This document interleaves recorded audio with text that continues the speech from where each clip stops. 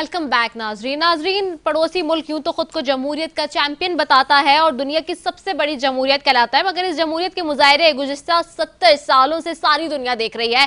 कश्मीर एक आलमी मसला होने के बावजूद वहां के मुसलमानों पर जिंदगी तंग है और सारी दुनिया के मुमालिक अपने अपने मफादात की वजह से कश्मीर पर महदूद हद तक बात करते हैं। लेकिन भारत में ना सिर्फ कश्मीर जो कि उसने मकबूजा कश्मीर पर काबिज हुआ है उसके खिलाफ बात करता है, बल्कि दूसरी अक़लियतों के लिए भी इस वक्त भारत में मुश्किलात में इजाफा होता जा रहा है। अपने हुकूक की बात करना गोया के भारत में एक जुर्म बना दिया गया है। हिंदुस्तान में रहने वाली सिख बरादरी भी अरसे दराज से सरकारी जबर और जुल्म का शिकार है, जिसके नतीजे में सिख बरादरी ने खालिसतन तहरीक शुरू की और दुनिया भर में इस प्लेटफॉर्म से मुजाहरे किए जाते हैं जो भारत सरकार के लिए दर्द-ए-सर बने हुए हैं। भारतीय हुक्मरानों के जुल्म और सिखों के दूसरे तीसरे दर्जे का शहरी बनाकर रखने के नतीजे में खालिस्तान तहरीक जोर पकड़ती रही। मोदी ने जालिमाना पाबंदियां लगाकर भारतीय पंजाब के किसानों की जमीनों पर भी कब्जा करने की साजिश की, जिस पर सिखों ने सख्त जवाबी कार्रवाई की और इंटरनेशनल सिख कम्युनिटी ने तमाम अहम बैनुल अक़वामी दारहुकूमतों में रेफरेंडम कराने का फैसला भी किया है।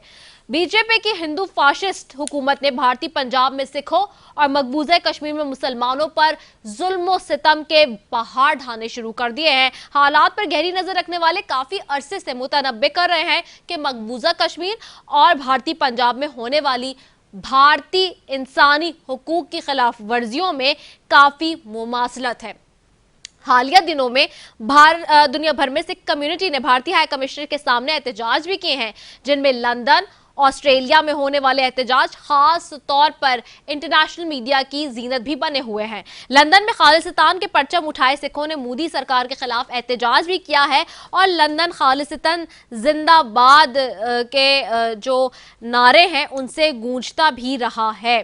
साथ ही इसके अलावा अगर हम देखें तो इस मौके पर मौजूद लोगों का कहना था कि भारत मशरकी पंजाब को एक और मकबूजा कश्मीर बना रहा है। मामला यहां तक नहीं रुका, बल्कि शुरा ने भारतीय हाई कमीशन लंदन पर खालिस्तान का परचम भी लहराया।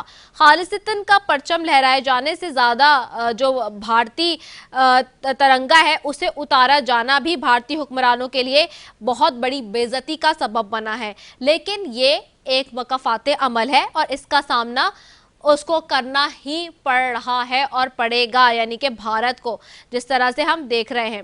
साथ ही ऑस्ट्रेलिया में भी खालिस्तान रेफरेंडम की वोटिंग हो रही है, जिसको रुकवाने के लिए बीजेपी की नाम नेहाद जमहूरी और सेक्युलर हुकूमत ने इस रेफरेंडम को रुकवाने के लिए एड़ी चोटी का जोर भी लगाया है कि किसी न किसी तरह से इसको रुकवाए या इस तरह से खामोश करवाया जाए। लेकिन हाल ही में भारतीय पंजाब की पुलिस ने सिख तंजीम वारिस पंजाब दे के सरबराह अमृतपाल सिंह और तंजीम के दीगर अरकान के खिलाफ जालिमाना मुहिम भी शुरू कर दी है। अमृतपाल का कसूर सिर्फ यह है कि वो खालिस्तान को इसके अलहदा पहचान देने का हक मांग रहे हैं, जबकि भारतीय पुलिस खालिस्तान तहरीक के हामी रहनुमा अमृतपाल सिंह की गिरफ्तारी के लिए कई रोज ऑपरेशन जारी भी हैं।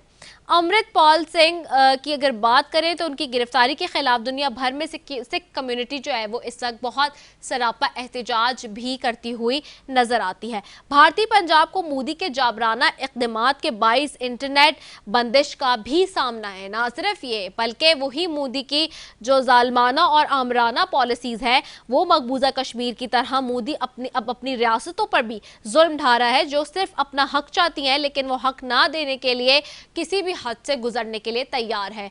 और ये वही मोदी है जिसने पहले मुसलमानों का भी कत्लेआम किया, अब फिर उसके बाद मकबूजे कश्मीर में धांधली की और दहशतगर्दी की, और अब भारतीय पंजाब में एक जुल्म बर्बरियत की दास्तान जमाए बैठा है। खालिस्तान की मुहिम अब पूरी दुनिया के सामने आया भी हो चुकी है और मोदी का असल चेहरा, दहशतगर्दाना चेहरा सबको नजर भी आ चुका है। दुनिया भर के सिखों ने इसके लिए आवाज ही बुलंद करना शुरू कर दी है और ना सिर्फ भारतीय पंजाब के अंदर बल्कि दुनिया भर में इसके हवाले से एक बहुत बड़ी जो है वो आवाज उठाई जा रही है और साथ ही इसके हवाले से एहतजाज भी किया जा रहा है। अब भारत कुछ भी कर ले और खालिस्तान जहां पे बनने की बात है वो उसको खालिस्तान बनने से नहीं रोक सकता।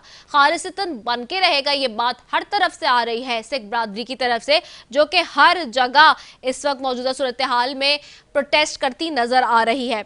और साथ ही खालिस्तान की जहां बात हम कर रहे हैं, वहीं पे चूंकि भारत अपना दोगलाना और मुनाफिकाना रवैया अख्तियार किया होता है दुनिया के सामने, उसका वो मुनाफिकाना रवैया भी अब खुलकर सबके सामने आ चुका है पूरी दुनिया के अंदर, कि किस तरह से दहशतगर्दी ना सिर्फ मुसलमानों बल्कि चाहे कोई भी कम्युनिटी हो, दूसरी अक़लियतें हो, उनके लिए भी वो मुश्किलात पैदा कर रहा है। ये बड़ा अफसोस का मामला है और इसके साथ इस सारे मामले पे बहुत अफसोस के साथ इसको देखना पड़ता है कि किस तरह से भारत जो है अब अक़लियतों के साथ बहुत ही ज़्यादा जालिमाना और बेमाना पॉलिसी जारी किए रखे हुए है, and it is very unfortunate. And साथ ही चूँकि जो भारत का रियल फेस है वो अब पूरी दुनिया के सामने एक्सपोज भी हो चुका है, बुरी तरीके से भारत इस वक्त एक्सपोज है, पहले मुसलमानों के हवाले से और अब हम देख रहे हैं कि सिख बरादरी के हवाले से। इसी के साथ जी अपनी मेज़बान रज़ा सफ़ी को दीजिए इजाज़त। पाकिस्तान जिंदाबाद।